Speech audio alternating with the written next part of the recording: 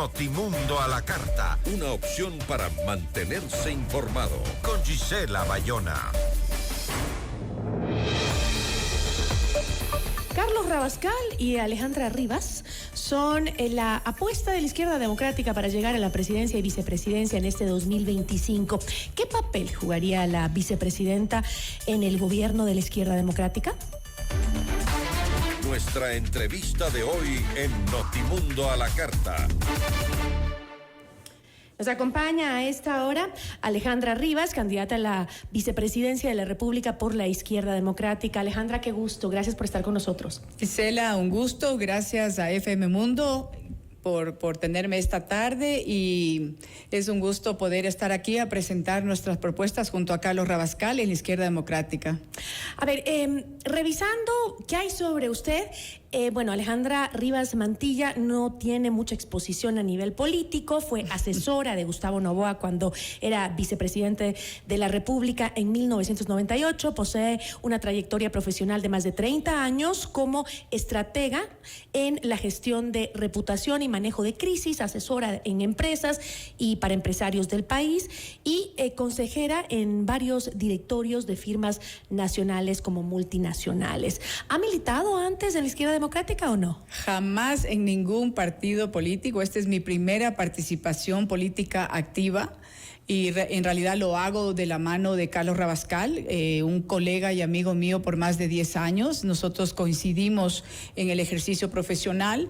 De hecho, en una firma multinacional de comunicación que yo gerencié, Carlos era parte de mi equipo de consejeros y asesores, y venimos trabajando muchos años. Él siempre ha tenido, pues obviamente, un perfil. Como bien decías, yo no tengo en realidad un perfil de exposición pública. He sido una mujer muy privada. He trabajado mucho en el sector privado y en el sector público también tengo experiencia, y en estos 35 años me he especializado en el manejo de crisis, en la resolución de conflictos, en la comunicación estratégica, en el análisis político también, pero siempre puertas adentro para mis clientes o multinacionales o directorios, y esta es la primera vez que decido dar este paso al frente en un momento que veo el Ecuador que vive una multicrisis, y en ese sentido, en mi área de especialidad, pues estoy poniendo mis años de experiencia y el servicio al país. Una decisión difícil, Gisela, en lo personal y en lo profesional, sin duda alguna. ¿Una línea que va a seguir de llegar a Carondelet, es decir, en la vicepresidencia de la República? Mi anhelo es llegar a la vicepresidencia de la República e iniciar junto a Carlos Rabascal una reestructuración y un manejo de crisis urgente y emergente, de resolución de conflictos, de diálogo abierto, pero sobre todo enfocados en los temas prioritarios como son la seguridad, la generación de empleo, el impulso al sector productivo, a nuestros acuerdos comerciales, entre otros temas que serían mi delegación técnica en comercio, producción y resolución de conflictos. Ese es el momento, lo que tengo en mente, lo que quiero hacer hasta el 2029. Ahora, hablemos un poco del partido, porque después de haber alcanzado una importante representación en la Asamblea Nacional en 2021, la izquierda democrática pues terminó aliándose al gobierno de Guillermo Lasso, después se fracturó en dos diferentes bancadas y terminó sin poder presentar candidatos a las elecciones anticipadas de 2023. ¿Cómo superó la izquierda democrática este nefasto episodio en el que la presidencia del partido fue incluso más peleada que la misma presidencia de la República dentro del partido? Sí, sin duda, la izquierda democrática, como otros partidos y como sucede también en la democracia, hay acuerdos y hay desacuerdos, ¿no? En el caso de la izquierda democrática, un partido del cual soy una candidata invitada y que estoy muy agradecida porque he tenido un gran apoyo, he tenido mucho soporte, sobre todo a nivel de las distintas provincias que he visitado los últimos meses. Hay gente, candidatos que tenemos a la Asamblea Nacional, gente muy capacitada. Hay muchos jóvenes que he visto, Gisela, también, que son parte de la militancia de la izquierda democrática. Yo soy una mujer de centro que comulgo sin duda alguna con la justicia social, con la libertad, con la democracia. Soy una mujer que tiene muchos años que he trabajado alrededor en lo social, en comunidades amazónicas, en comunidades en la parte agrícola e industrial, es decir, tengo esa sensibilidad y esa ha sido mi forma de participar en un rol económico y de empleo y de generación de empleo en mi país. Ahora, ¿usted considera que ante los ojos de la ciudadanía, por ejemplo, si la izquierda democrática no ha logrado siquiera contener una representación dentro de la Asamblea Nacional, ¿cómo confiar si podría manejar un gobierno nacional? Porque el partido es un apoyo, supuestamente es tu línea ideológica. El partido es un apoyo, es una línea ideológica y de hecho nuestro plan de gobierno está hecho sobre la línea ideológica. Nuestro plan de gobierno que lo hicimos Carlos Rabascal y yo con un grupo de más de 35 profesionales, hombres y mujeres ecuatorianos, está hecho sobre la base de la justicia social, de la libertad, de la democracia, de la equidad, de la inclusión, del cambio climático. Y en ese sentido además tenemos una agenda compartida. Nuestro plan de gobierno está hecho sobre los 17 Objetivos de Desarrollo Sostenible de Naciones Unidas. Y eso lo que te dice es que este es un binomio y es un gobierno que está buscando mejorar y que tiene al ser humano como el centro de todo. Y en ese sentido, pues obviamente estamos dentro de la ideología. Sobre tu comentario de si el partido, si tiene fuerza o no fuerza para gobernar, tanto Carlos como yo somos personas que hemos venido promoviendo el diálogo en la resolución de conflictos, que somos dos personas con mente abierta. Carlos es un gran facilitador para llevar a la mesa y poder llegar a diálogos, porque las coincidencias mínimas, los acuerdos mínimos en el Ecuador nos tienen que llevar a consensos máximos, Gisela. Ahora, Rabascal fue candidato a la vicepresidencia con Andrés Arauz por el correísmo en el 2021. Sin embargo, ahora pues se presenta o se autodenomina como esa tercera vía, digamos. ¿Cómo terminar con la polarización que vive nuestro país y que nos ha hecho tanto daño en todo este tiempo? Sobre todo esa polarización, me refiero al correísmo y anticorreísmo que nos ha dividido por tantos años. ¿Cómo terminar con ese concepto con un candidato que representaba al correísmo tan solo hace 4 años lo representaba?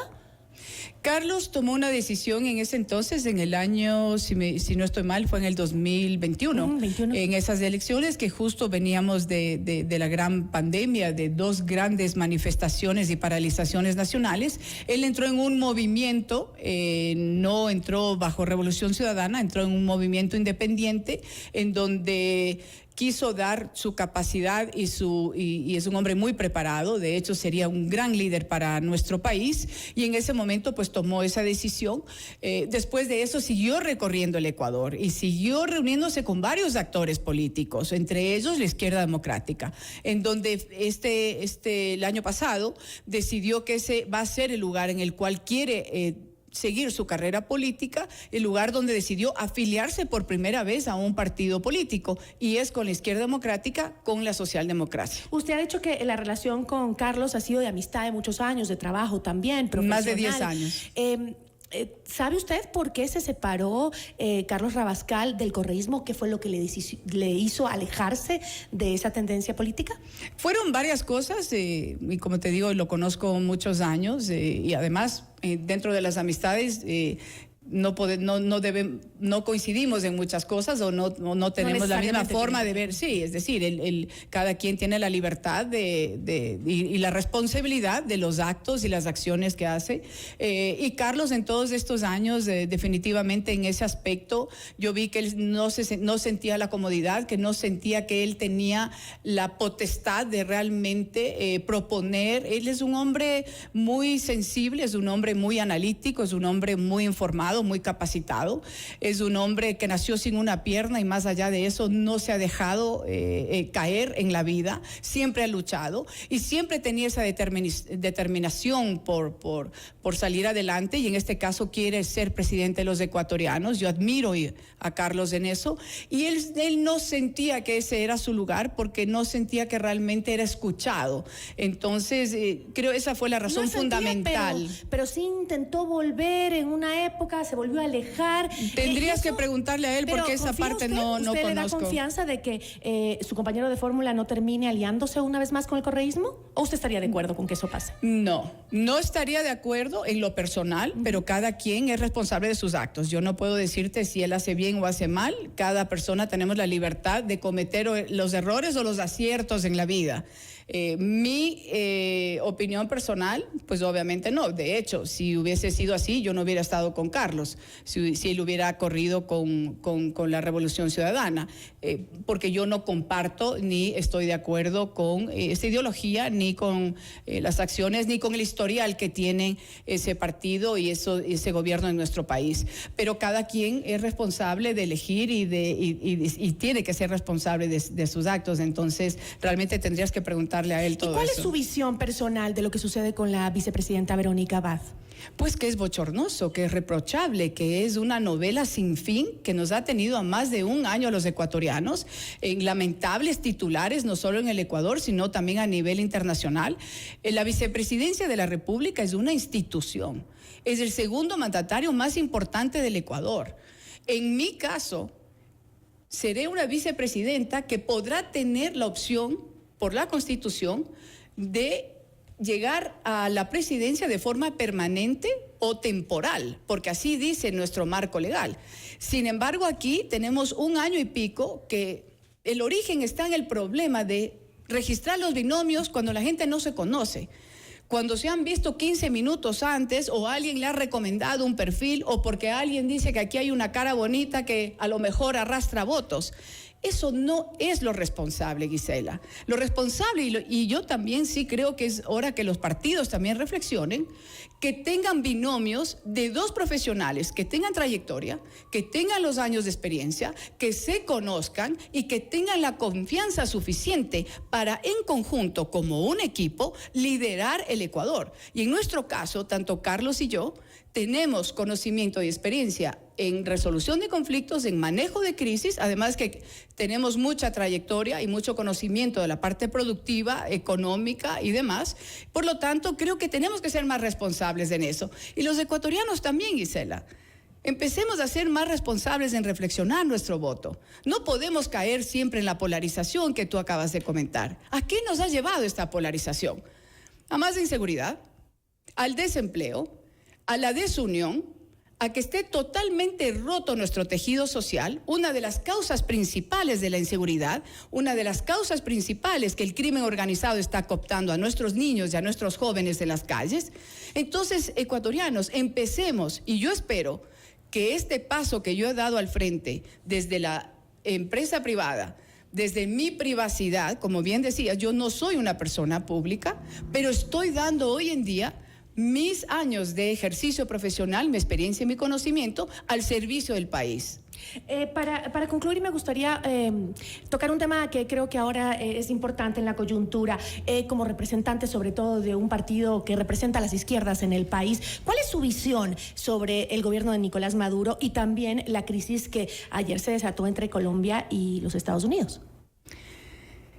Lo que está sucediendo en Venezuela lo condenamos, lo rechazamos. Eso es una dictadura.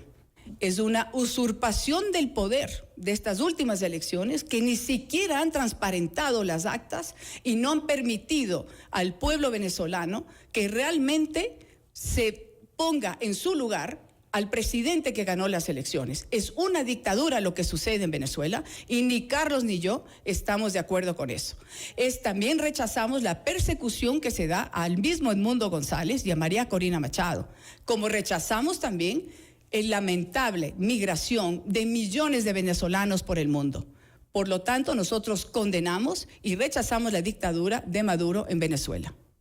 Sobre lo que ha sucedido con Colombia, mira, primero que es importante entender que nosotros tenemos que sumar hoy en día. El Ecuador es un país que no puede estar aislado y para eso necesitamos ser parte de una comunidad internacional. Y Estados Unidos es una potencia en la región y en el mundo. Por lo tanto, pensar que uno puede venir con cosas a último momento pensando que eso no va a tener consecuencias tan graves como las de las últimas horas a la economía de los colombianos, en donde este momento está sacrificada las exportaciones de petróleo, de café, de cacao, de camarón, de flores, lo que está haciendo a todo el sector productivo y a la economía de Colombia por un tema ideológico es lamentable y es condenable. Para eso existe el diálogo, para eso existen las vías diplomáticas. Y por lo tanto, Colombia tenía que haber hecho, sabiendo, porque todos tenemos ¿cuánto tiempo?